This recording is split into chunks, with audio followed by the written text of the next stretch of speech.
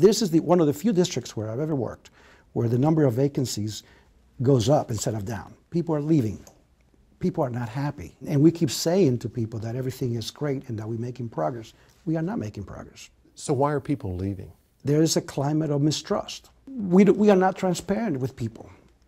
Okay, we hire people and we put you through an interview process and we have you compete, but those decisions 90% of the times already been made. And so I train people to how to learn how to interview, and sometimes I feel bad because sometimes those interviews are not the real thing, and I feel bad because some people think they have a chance. Sometimes they do, but most of the times they don't.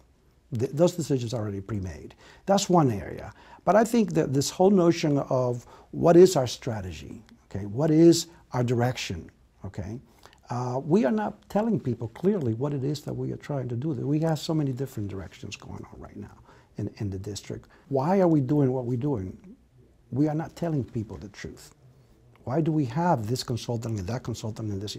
We are not saying to people clearly how that aligns. We had, for example, Gallup training, very expensive training. And some people got together and did something with it, but as a district, other than having a tagline on your email with your 5 natural talents, we haven't even talked on how to turn those talents into strengths. And that was supposed to be the training, strength finding. You mentioned the hiring process. I mean, what you're saying is the hiring process is rigged. I wouldn't say it's rigged. I think that people put in there some candidates who are qualified. But recently, the chief of schools and I recommended 3 people to be principal.